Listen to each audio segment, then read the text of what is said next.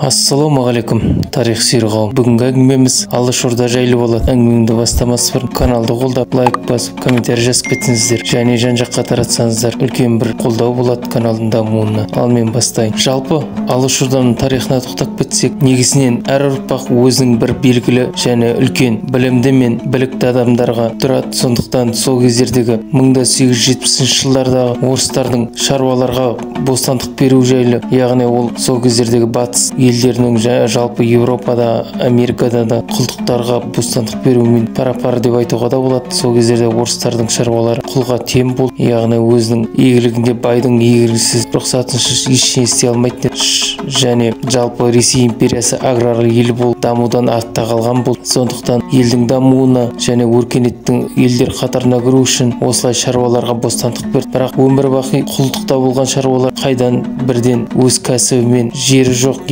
істер жұмысы жоқ, не істерін білмей қайтадан патша үкіметінен көмек сұрай бастады. Сондықтан ойластыра келе қол астындағы қазақ жеріне жер аударып, сояқтан жер береміз деп қазақ даласын алып келді. Сол кездерде қазақ шырайлы жерлерін бере бастады. Бұған себеп болып қазақтың көптеген көтерілістер басталды. Ол жайлы менің каналымда бар, яғни Адай руы жайлы, жалпы Байғазақ, Жанқожа батырлардың көтерілісі каналымнан толыққанды көре аласыздар. Яғни бұл реформалардан бөлек Ресей империясы білімге де көңіл аудара бастады. Жалғыз орыстарға да емес, басқа өз қол астындағы халыққа да білім жолын ашыла бастады. Осылайша 1870 жылдардан бастап қазақ даласында білімді адамдар саны көбейе бастады. Яғни сол жерде көзі ашық білім алған адамдар топтаса қазақтың қаймағы деп айтуға болады. Интеллигенциясының үгіт насихаттар жүргізе бастады ағарту жолдарымен. Солардың бірі Ыбырай Алтынсаринді, Әлихан Бөкейханов, көптеген үлкен азаматтар кітап, аудармашылық Абайдан бастап қазақ даласында ағарту жұмыстары басталды. Яғни уақыт өте олардың бәрі бас қосып,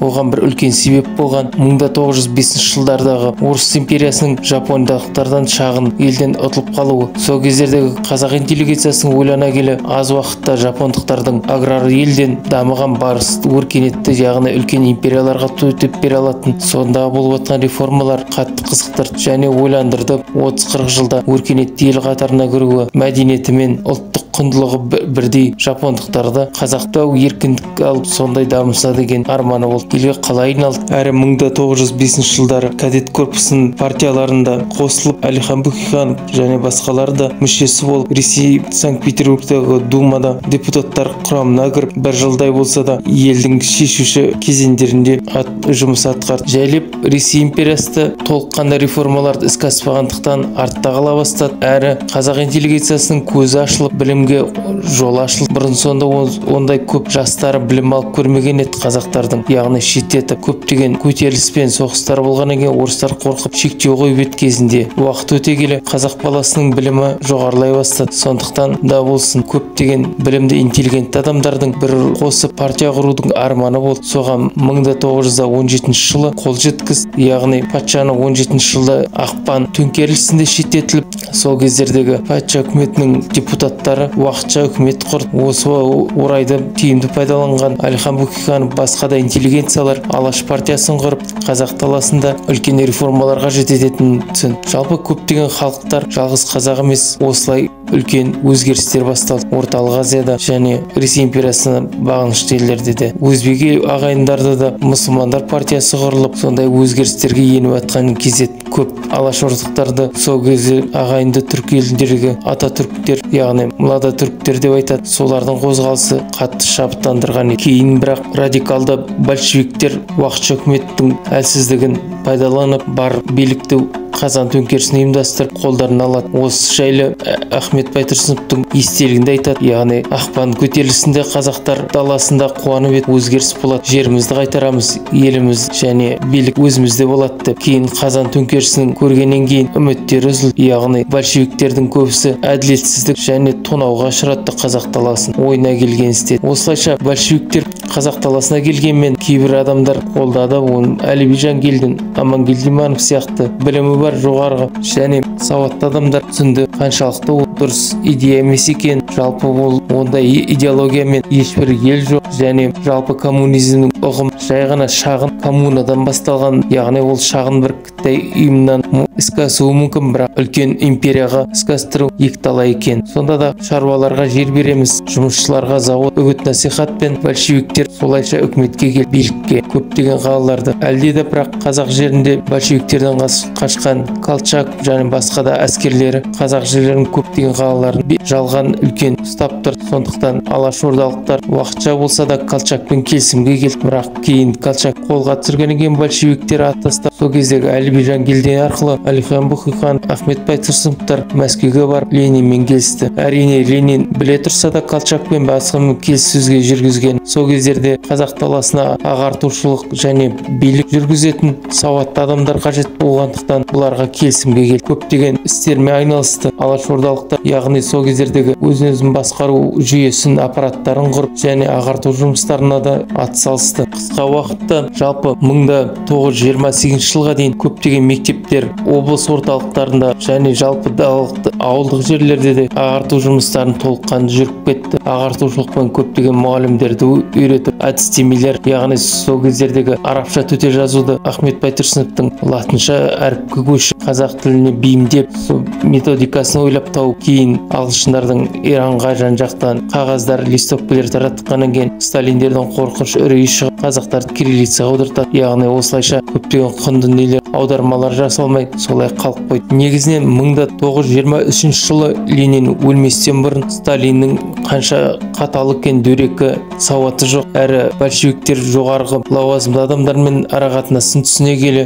өзінің мұра қылып хат жазып кетті партияға. Яғни Сталинді жоғарғы лауазымнан босатып басқа салаға бөлейік, одан да Троцкийді көтерейік. Бұл біздің большевиктердің арасында алауыздық туғызады болашақта және дамуына кері әсер болады деп. Яғни Лениннің көрегелігі, бірақ көбісі Сталиннің сол кездердегі бүкіл билікті және жазалаушы әскер мен милициялардың қолына ұстағасын қарсы бара қоймады. Сондықтан 24-ші өлгеннен кейін толыққанды Сталин билікке келіп жан-жақты қыса бастады. Әрі 1925 жылы Голощекин қазақ автономдық округі қазіргі Қызылордаға келіп бірінші хатшы болып тағайындалып, қазақтар даласында ешқашан төңкеріс, яғни коммунизм келмегені, большевиктердің әлі толыққанды орнамаған, сондықтан мен шағын қазан төңкерісін ұйымдастырамын деп Сталиннен рұқсат сұрап, кейін яғни көптеген сол кездердегі қазақ интеллигенцияның оны қолдамағаны, яғни оның сауаты аздығы және жай ғана офицер тек қана большевиктерді қолдаған. Шын айту керек, жалғыз орыстарда емес, қазақтарда да бұрынғы шаруалар сауаты тайызда болса да большевиктерді қолдап жеңіл үкімет басына көтерілуі болды. Кейін деп осы большевиктер алашордалықтарды атқызады, яғни біреу өлмес біреуге күн жоқ дегенде қазақ. Осылайша көптеген адамдар атылып, жалпы кезінде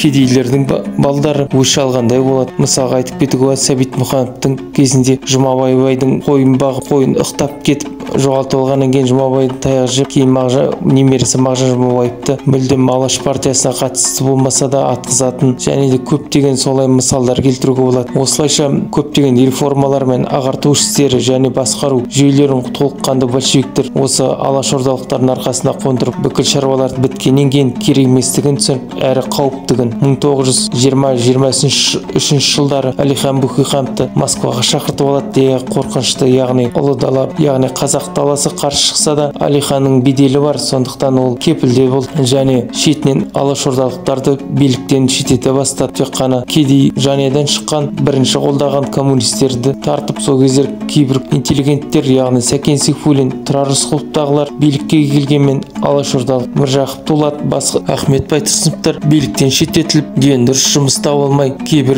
өмірбаянда жазған, яғни сол кездердегі Семейде ауруханада санитар болып жұмыс істеген жайлы. Бірақ орнына келген большевиктердің қойған адамдарының сауаты жетпегендіктен Ахмет Байтұрсыновтарға келіп ақыл сұрап, ақылдасып шешетін болған. Яғни Ахмет Байтұрсынов жұмыстан шеттетілсе де елдің игілігі үшін жұмысын тоқтатқан адам емес. Жалпы 1930 жылға дейін көптеген қазақ зиялылардың көбісі атылып, үстеріне іс қозғалып, биліктен шеттетіліп, большевиктердің енді керек емес дегенде бүкіл интеллигенцияны толыққанды жойып Голощекиннің арқасында. Кейінде ашаршылық кезінде де осы сезіледі. яғни халықтың зарын зарлайтын тұлғалардың жоқтығынан. Осылай келе түйіндеме айту ой келеді. Жақында бір саясаттанушы бір кісі айтқандай, аталарымыз кезінде қазақ даласында мешіт салып еді, әкелеріміз коммунистермен завод салды, қазіргі қазақтар мейрамхана мен кафеден басқа ештеңе салып отқан жоқ деп. Сондықтан ұрпағымыз, болашағымыз жарқын болу үшін жалпы қазақтар білімге ұмтылайық. Ойын-сауық арзан күлкі емес. Заманы қиын болғанмен өміріне қауіп төнсе де өз-өзінің жеке пайдасын ойламаған алашордалықтар өлімнің соңына дейін қазаққа қызмет етіп кетті. Яғни осы қазаққа қызмет ету басты мақсатым деп айтқан Әлихан Бөкейхановтар көбісі атылып сотталып өтті. Айтар түйіндеме, яғни қазірде болсын, қай заманда болсын, білім